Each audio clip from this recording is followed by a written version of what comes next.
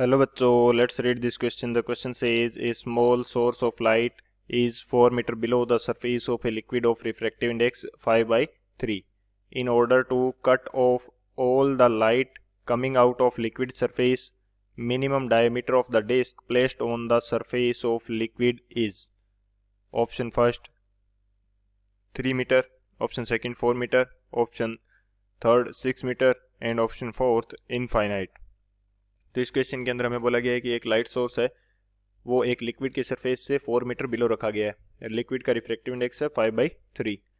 तो हमें जो भी लाइट आ रही है उसको कट ऑफ करने के लिए कितने डायमीटर की डिस्क उसके ऊपर रखनी होगी. तो बात करते हैं की कंसेप्ट की. की कंसेप्ट इस क्वेश्चन के लिए हमारे पास क्या रहेगा. की कंसेप्ट ये हमारे पास रहेगा total internal reflection. Total internal reflection. Total internal reflection जो है ये हमारा की कंसेप्ट रहने वाला है. तो टोटल इंटरनल रिफ्लेक्शन बेसिकली किस प्रकार से होता है. इसके लिए कंडीशन होती है कि जो हमारे पास एंगल ऑफ इंसिडेंस आई है उसकी वैल्यू क्रिटिकल एंगल सी से ज़्यादा होनी चाहिए. सेकंड हमारे पास कंडीशन रहती है कि लाइट जो है वो डेंसर मीडियम से रेयर मीडियम की तरफ ट्रेवल करनी चाहिए. Light should travel from denser to rare medium. Denser to rare medium, ये हमारे पास इसके लिए कंसेप्ट रहेगा. तो ये किस प्रकार से होता है. यदि मैं यहाँ पे बात करता हूँ कि ये मेरे पास क्या है, वाटर है. ये मेरे पास वाटर है इस इतने एरिया के अंदर, जो मैंने लेवल शो किया है इतने एरिया के अंदर वाटर है. यहाँ पे मैंने कोई लाइट सोर्स रख दिया तो यहाँ से सभी पॉसिबल डायरेक्शन के अंदर लाइट जाएगी. यहाँ भी जाएगी, यहाँ भी जाएगी और इधर भी सेम कंडीशन होगी. तो एक ऐसा एंगल आएगा हमारे पास जिस एंगल के ऊपर लाइट क्या है बाहर न जाके इसके अंदर ही रिफ्लेक्ट कर जाएगी.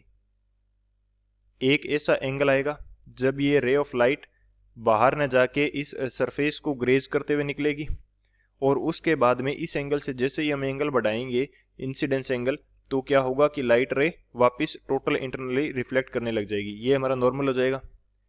ये हो जाएगा एंगल ऑफ इंसिडेंस आई और ये हो जाएगा रिफ्रैक्शन एंगल जो कि 90 डिग्री होगा. इसके बाद में क्या होगा कि लाइट रे जो है वो टोटल इंटरनल रिफ्लेक्ट करने लग जाएगी. सेम कंडीशन यहाँ भी होगी. ये हमारा नॉर्मल होगा, ये आई होगा और ये 90 डिग्री का रिफ्रैक्शन एंगल होगा. अब इस एंगल के बाद में कोई भी यदि लाइट जाएगी किसी एंगल के ऊपर, यहाँ पे जैसे मान लेता हूँ कि यहाँ पे गई, तो ये ग्रेज करते हुए नहीं निकलेगी, ये टोटल इंटरनली रिफ्लेक्ट कर जाएगी क्योंकि इस बार एंगल क्या है क्रिटिकल एंगल से ज़्यादा है. और ये जो एंगल हमने आई यूज किया है यहाँ पे इसकी जगह मैं यूज कर लेता हूँ सी, क्योंकि इस कंडीशन के लिए ये क्या है क्रिटिकल एंगल है. और इससे पहले वाली जो लाइट है वो यहाँ से बाहर निकलेगी. तो और ये हमारी क्या हो जाएगी रेडियस हो जाएगी. ये हमें फाइंड आउट करनी है कि ये कितनी रेडियस की होगी. हमें बेसिकली हमें डायमीटर फाइंड आउट करना है. तो हम रेडियस फाइंड आउट करने के बाद में डायमीटर इजीली फाइंड आउट कर पाएंगे. तो ये किस प्रकार से फाइंड आउट होगा वो देख लेते हैं. यदि ये एंगल हमारे पास आई है सी है, तो ये एंगल भी सी होगा और ये एंगल भी सी होगा. तो अब इनके अकॉर्डिंग हम फाइंड आउट कर सकते हैं. और ये हमारे पास हाइट हो जाएगी वाटर की, ये क्या हो जाएगी 4 मीटर. तो ये हमारा मेन की कंसेप्ट रहेगा. इस की कंसेप्ट की हेल्प से इस क्वेश्चन को सॉल्व करते हैं. तो यहाँ पे सॉल्यूशन की यदि बात की जाए तो जस्ट ऑन द ऊपर वाली जो सरफेस है, यानी कि वाटर की जो ऊपर वाली सरफेस है एयर के कांटेक्ट में, वहां पे उस सरफेस के लिए हम स्नेल्स लॉ अप्लाई कर देते हैं. Snell's law.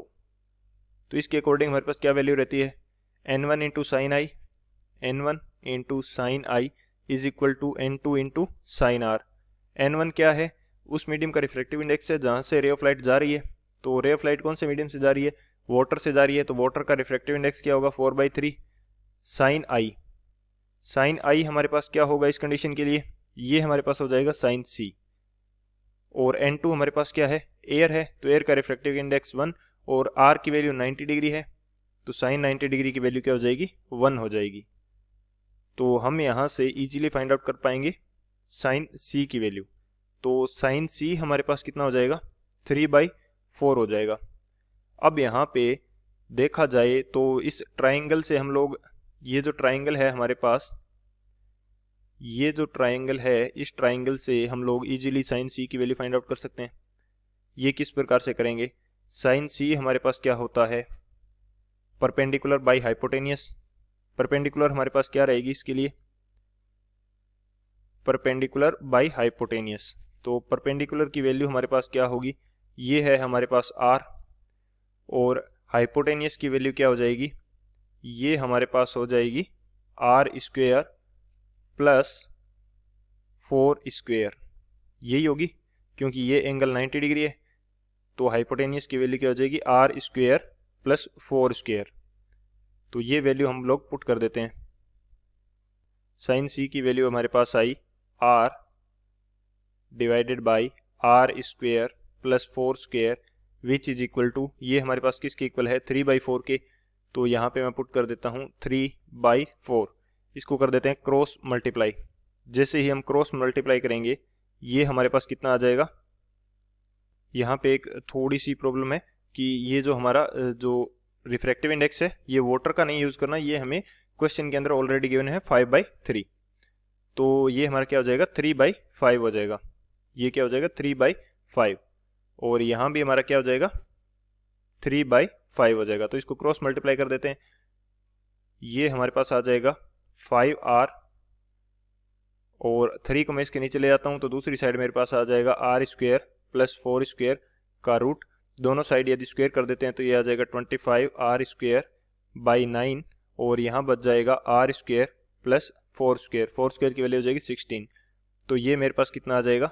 जब मैं इसको इधर लाकर नेगेटिव कर दूंगा तो ये मेरे पास आ जाएगा 25r² minus 9r² divided by 9 which is equal to 16, और ये हो जाएगा 16r² divided by 9 which is equal to 16। तो 16 से 16 कैंसिल हो जाएगा। r की वैल्यू कितनी आ जाएगी? 3 मीटर। r की वैल्यू आ जाएगी 3 मीटर, लेकिन हमें फाइंड आउट करना है डायमीटर। तो डायमीटर कितना हो जाएगा? Diameter which is equal to 6 metre. ये हमारे पास हो जाएगा 6 मीटर। तो कौन सा ऑप्शन करेक्ट हो जाएगा यहाँ से, वो देख लेते हैं। जो ऑप्शन सी है 6 मीटर, वो हमारा करेक्ट हो जाएगा। So option C is the final answer. I hope you understood it well. Best of luck. Thank you.